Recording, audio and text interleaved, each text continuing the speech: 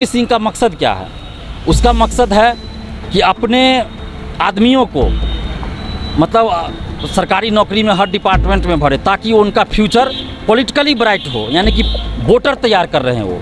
तो इसलिए वो नालंदा जिला पे ज़्यादा ध्यान दे रहे हैं क्योंकि वो नालंदा जिला से हैं और नालंदा जिला में वो अपना वोटर तैयार कर रहे हैं। तो और इसी तरह दूसरा अगर होगा तो वो अपने जिला में करवाते हैं, किस लिए? ताकि उनका वोटर तैयार हो। अच्छा, इसी वजह से नालंदा का नाम ज़्यादा। दिलीप जी, शांति से अगर आप कोई एविडेंस दिखाना चाहते हैं तो वो चेयरमैन देखते नहीं हैं। सड़क पर उतरकर प्रदर्शन करके दिखाना चाहते हैं तो आपको जेल में बंद कर दिया जाता है। कब तक सरकार आपकी बात सुनेगी? कैसे, क्या लग रहा है? देखिए, हम लोग के पास पुख्ता प्रूफ है।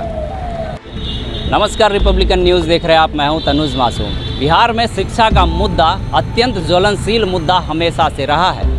कोई भी प्रतियोगी परीक्षा बिना विवादों के गुजरता नहीं है। तमाम प्रतियोगी परीक्षाओं पर हमेशा ये आरोप लगते रहते हैं कि उसकी पारदर्शिता को गुप्त रखा गया, उसमें पारदर्शिता नहीं दिखाई गई, जिसके कारण तमाम अफसर जो है, तमाम लोग, खास करके बिचौलिए जो होते हैं, जो सेटिंग कराने में माहिर होते हैं, उनका बड़ा हाथ होता है तमाम प्रतियोगी परीक्षाओं पर। तमाम तरह के स्टूडेंट्स के द्वारा लगातार प्रदर्शन भी पटना की सड़कों पर किए जा रहे हैं हमेशा से, और उन पर लाठियाँ भी सरकार के द्वारा अक्सर चलाई जाती है। हमारे साथ छात्र नेता दिलीप मौजूद हैं, जो अक्सर दरोगा अभ्यर्थियों की आवाज़ बनते रहे हैं। बहुत बहुत स्वागत है एक बार फिर से रिपब्लिकन न्यूज़। जी, बहुत बहुत धन्यवाद कि आप छात्र से जुड़े मुद्दे को आप लोग उठा रहे हैं, इसके लिए बहुत बहुत धन्यवाद। आज कौन से मुद्दे को लेकर हम दोनों मिल रहे हैं? देखिए, मुद्दा छात्र हित से जुड़ा हुआ है। अभी हाल ही में बिहार दरोगा का जो बहाली से संबंधित पीटी और मुख्य परीक्षा का मार्क्स जारी किया गया है, उसमें कट ऑफ से ज़्यादा मार्क्स रहने के बाद भी हज़ारों परीक्षार्थी का सिलेक्शन नहीं हुआ है और बीपीएसएससी द्वारा कोई इस पर जवाब नहीं दिया जा रहा है कि ऐसा क्यों हुआ है। आखिर छात्र को जानने का हक है कि ऐसा क्यों हुआ है। तो बीपीएसएससी द्वारा सीधा कहा जा रहा है कि कोई गड़बड़ी नहीं हुआ है, लेकिन ये जवाब नहीं दिया जा रहा कि कट ऑफ से ज़्यादा मार्क्स आप ही दिखा रहे हैं, फिर भी सिलेक्शन नहीं हुआ है। तो बीपीएसएससी द्वारा कोई जवाब नहीं दिया जा रहा है। इससे पहले जब पीटी में पेपर लीक हुआ, धांधली हुई, तो उसके बाद हम लोग सीबीआई जाँच की मांग को लेकर आंदोलन किए थे 2020 फरवरी में। तो उस समय भी आयोग ने कोई इससे संबंधित कोई भी पारदर्शिता से संबंधित जानकारी नहीं दिया या कोई भी पारदर्शिता बरतने की कोशिश नहीं किया। हम लोग बार बार मांग करते रहे उसी समय, पीटी के समय ही, कि आप रिजल्ट के साथ ही कट ऑफ ऑफ सभी परीक्षार्थियों का मार्क्स जारी कीजिए। लेकिन देखिए, उस समय मार्क्स जारी नहीं किया गया और पीटी रिजल्ट के 1.5 साल बाद आप मार्क्स जारी कर रहे हैं, तो उस मार्क्स को लेकर आप परीक्षार्थी क्या करेंगे? उसमें भी हज़ारों स्टूडेंट्स को दिखाया जा रहा है कि आप रोल नंबर भरने में गलती किए हैं, जबकि परीक्षार्थियों का कहना है कि हम 8 बार 7 बार से एग्ज़ाम दे रहे हैं OMR सीट पे। यहाँ तक कि अब तो मैट्रिक इंटर का भी OMR सीट पे एग्ज़ाम होता है, तो हम रोल नंबर गलत भर ही नहीं सकते हैं। लेकिन अब परीक्षार्थी के पास इसका कोई सबूत ही नहीं है, क्योंकि OMR तो उन्होंने सीट का कार्बन कॉपी तो दिया नहीं। और आयोग तो इतना भ्रष्ट है कि ये अंदर से भी क्या किया जाता है, जो पास अभ्यर्थी हैं उसको फेल करने के लिए उनका जो OMR सीट है वो गलत तरीके से रंग देता है, उसका रोल नंबर गलत कर देता है, OMR सीट पे रोल नंबर गलत भर देता है, गलत रंग देता है। कुल मिलाकर ये कहा जा सकता है कि शिक्षा विभाग में जो पदाधिकारी हैं, जो OMR सीट की जांच करते हैं, उनके द्वारा भी ये खेला किया जा रहा है। बिल्कुल बिल्कुल, जो बीपीएसएससी है वो खास के सबसे भ्रष्ट आयोग है और आयोग के अंदर बहुत बड़ा खेला हो रहा है। आखिर आप सोचिए कि क्या बिहार सरकार के पास पटना में कोई बिल्डिंग नहीं है? कोई बिल्डिंग नहीं है क्या? इतना बड़ा बड़ा अपार्टमेंट है, बिल्डिंग है बिहार सरकार का, उसमें उसका ऑफिस नहीं बनाया गया है और एकदम उसको ले जाके एकदम आउट एरिया में ले जाके, वो भी प्राइवेट अपार्टमेंट में जहां आवासीय परिसर है उसमें उसका ऑफिस बनाया गया है। बाहर कोई बोर्ड नहीं है। तो ऐसा क्यों किया जा रहा है? इतना गुप्त क्यों रखा जा रहा है? और जब भी परीक्षार्थी वहाँ जाते हैं तो उसके चेयरमैन तो अपने आप को अंग्रेज़ की औलाद समझते हैं, जैसे हिटलर की औलाद समझते हैं कि कभी मिलते ही नहीं हैं, और बोलते हैं कि आज नहीं आए हैं, आज नहीं आए हैं। तो आखिर ये बीएसएससी का चेयरमैन ऑफिस आते ही नहीं है क्या? तो इनको पैसा किस चीज़ का मिलता है? हम खुद 5 बार वहाँ गए हैं। जब इन्होंने नोटिस जारी किया कि प्रूफ है तो दिलीप कुमार ला के दे, तो हम लोग प्रूफ लेके गए वहाँ मिलने, लेकिन नहीं मिले। कई बार आप लोगों ने व्हाट्सएप चैट भी दिखाया कि एग्ज़ाम होने से पहले कुछ आंसर वायरल हो जाता है, पहले आंसर आ जाता है स्टूडेंट्स के। हाँ, आंसर बिल्कुल, हम लोग तो वही सबूत दिखाए ना। आंसर जो पीटी का वायरल हुआ था वो 100% सही था, और जब आयोग के अध्यक्ष ने हमसे प्रूफ मांगा अखबारों के माध्यम से, तो हम जाके आयोग में देने का काम भी किए, लेकिन उस पर कोई जांच नहीं हुआ और आयोग के अध्यक्ष तो मिले भी नहीं। तो मोबाइल नंबर तक दिए कि जिस नंबर से वायरल हुआ आया वो नंबर तक हम लोग दिए, मोबाइल भी देने के लिए तैयार थे, लेकिन उस पर कोई जांच नहीं हुआ। तो इसका मतलब यही है कि इसमें सुनीत कुमार भी इन्वॉल्व है, जो बीएसएससी के चेयरमैन है, और ये दरोगा बहाली का ही बात नहीं है। दरोगा बहाली में सबसे ज़्यादा धांधली तो हो ही रही है, और पीटी में हुआ। उसके बाद मुख्य परीक्षा में भी आप देखिए, उसमें 2446 दरोगा बहाली में मुख्य परीक्षा में भी एक ही सीरियल के कई रोल नंबर के स्टूडेंट पास कर गए सेटिंग से। उसके बाद फिजिकल में भी देखिए क्या किया गया कि अचानक टाइगर जंप पे रोक लगा दिया गया बिना किसी सूचना के, जबकि पिछला दरोगा में टाइगर जंप पे रोक नहीं था, और इसमें आप रोक लगा रहे हैं तो आपको सूचना दे देनी चाहिए। और फिजिकल शुरू होने से पहले बहुत सारे परीक्षार्थियों ने आवेदन दिया था मेडिकली अनफिट होने की वजह से कि हम बाद में फिजिकल देना चाहते हैं, उन लोगों का एक्सेप्ट किया, एडमिट कार्ड भी जारी किया।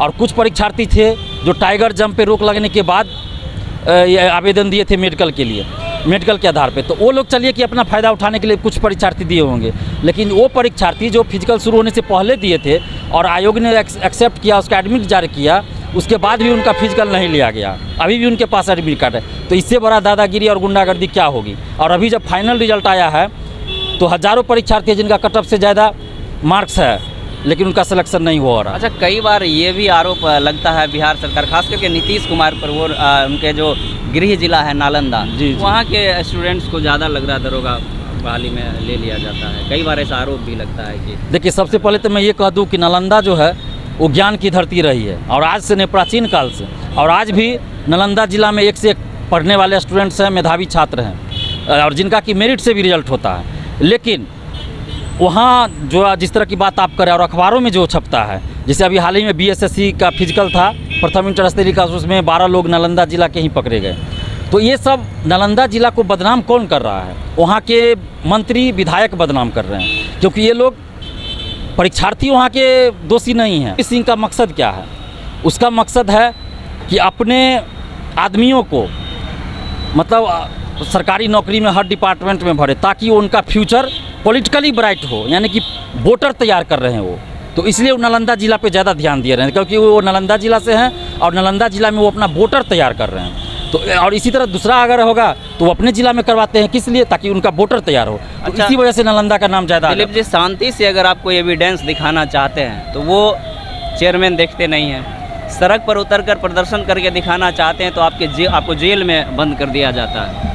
कब तक सरकार आपकी बात सुनेगी? कैसे, क्या लग रहा है? देखिए, हम लोग के पास पुख्ता प्रूफ है, हमेशा दिखाते हैं। आयोग कभी हम लोगों से उसके अध्यक्ष मिलते नहीं हैं, OSD मिलते नहीं हैं, और जो आवेदन भी वहाँ एक्सेप्ट करते हैं जो अन्य पदाधिकारी होते हैं, कर्मचारी, तो उस पर कभी कोई विचार नहीं होता है। और जब सड़क पे हम लोग प्रदर्शन करते हैं तो यही बगल में JP गोलंबर है, यहीं से हम लोग को अरेस्ट कर लिया जाता है और बेवजह केस लाद दिया जाता है कि सरकारी काम में बाधा डाले, तो सरकार के खिलाफ नारा लगाए, रोड जाम किए। और अभी आप बताइए कि पॉलिटिकल पार्टी का जो रैली होता है, अभी हाल ही में ललन सिंह जी आए हैं, तो कितना बैंड बाजा उसमें बजा है और कितना भीड़ था, मास्क भी सबके मुंह में नहीं लगा हुआ था। हम भी यहाँ हैं तो मास्क इसलिए नहीं है क्योंकि हम भीड़ में नहीं हैं, इसलिए हम मास्क अभी निकाले हुए हैं। लेकिन जब भीड़ में वो लोग थे, मास्क भी नहीं था, और भीड़ इकट्ठा करने का परमिशन उनको कहाँ से मिल गया?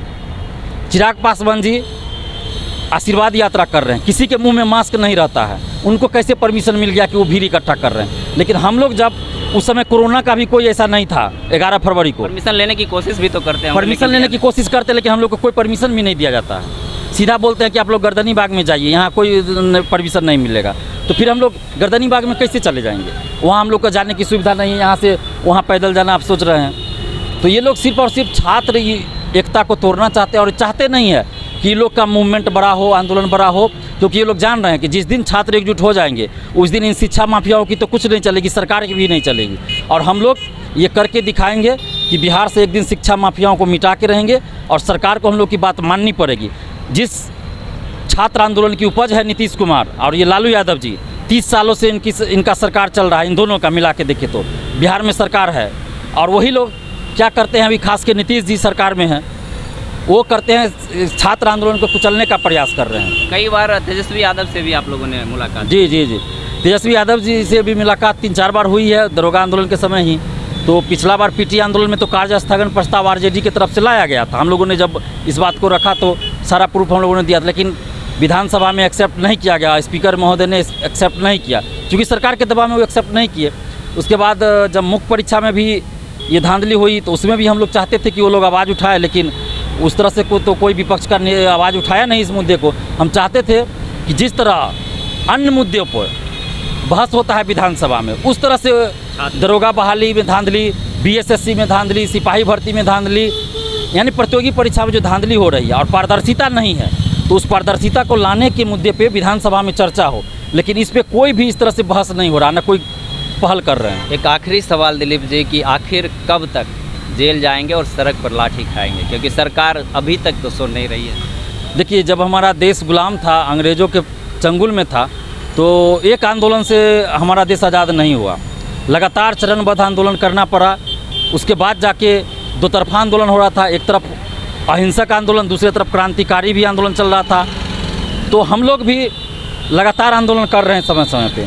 तो वो दिन एक ना एक दिन ज़रूर आएगा जब हम लोगों की मांगें सरकार को माननी पड़ेगी, और वो तभी होगा जब हमारे पास पर्याप्त संख्या बल होगा। और हम चाहते हैं कि 1 लाख संख्या हमारे साथ हो स्टूडेंट्स का, उसके बाद सरकार को माननी पड़ेगी। और हम सभी छात्रों से भी, छात्राओं से भी बार बार यही आग्रह कर रहे हैं कि आप लोग जो अभी बटे हुए हैं, अभी क्या है कि बिहार में छात्र बटे हुए हैं। अब बीपीएससी का परीक्षार्थी है तो बीपीएससी के एग्ज़ाम में अगर कुछ गड़बड़ी होती है तो बीपीएससी के परीक्षार्थी लड़ेंगे, उसमें भी सभी परीक्षार्थी नहीं आते हैं। दरोगा बहाली में धांधली हुई तो अब पीटी में धांधली हुई, तो पीटी में जो पास कर गए वो नहीं आएंगे।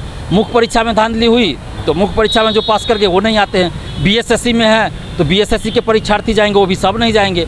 तो यही हम अभी कर रहे हैं कि सारे परीक्षार्थी को एक मंच पे लाने का प्रयास कर रहे हैं, और धीरे धीरे हम इसमें सफल भी हो रहे हैं, धीरे धीरे सफल भी हो रहा है। और जब 1 लाख की संख्या हो जाएगी, जैसे शिक्षक बहाली के जो अभ्यर्थी हैं, एसटी, टीईटी अभ्यर्थी, दरोगा अभ्यर्थी, सिपाही अभ्यर्थी, बीपीएससी, बीएसएससी अभ्यर्थी, अमीन बहाली, एएनएम बहाली, सभी परीक्षार्थियों को हम एक मंच पे लाना चाह रहे हैं। आगे कोई ऐसी योजना बना रहे हैं मूवमेंट का? जी, हम वही कर रहे हैं। सभी परीक्षार्थियों को पहले एक मंच पे लाना चाह रहे हैं, एकजुट करना चाह रहे हैं, और उसके बाद फिर हम लोग आंदोलन का बिगुल फूकेंगे।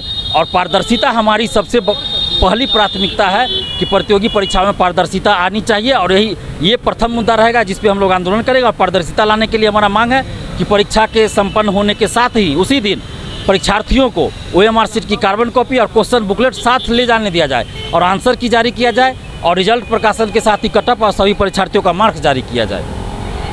तो जैसा कि आपने सुना, हमारे साथ छात्र नेता दिलीप थे। लगातार अपने देश में बेरोजगारी का मुद्दा भी उठाया जाता है, लेकिन छात्र को देश का भविष्य कहा जाता है, और उनके भविष्य के साथ छेड़छाड़ किसी को मंजूर नहीं है। छात्र तमाम तरह की समस्याओं को लेकर सड़क पर उतरते हैं, उन पर लाठीचार्ज भी किया जाता है, लेकिन समस्या जस की तस बनी हुई है। देखने वाली बात होगी कि स्टूडेंट्स की आवाज़ सरकार कब तक सुन पाती है। फिलहाल के लिए इतना ही, नमस्कार। रिपब्लिकन न्यूज़ से जुड़ने के लिए सब्सक्राइब बटन दबाकर चैनल को सब्सक्राइब करें। नोटिफिकेशन प्राप्त करने के लिए यहाँ बेल को दबाएं। वीडियो अच्छा लगे तो लाइक करें और दोस्तों के साथ शेयर करना ना भूलें।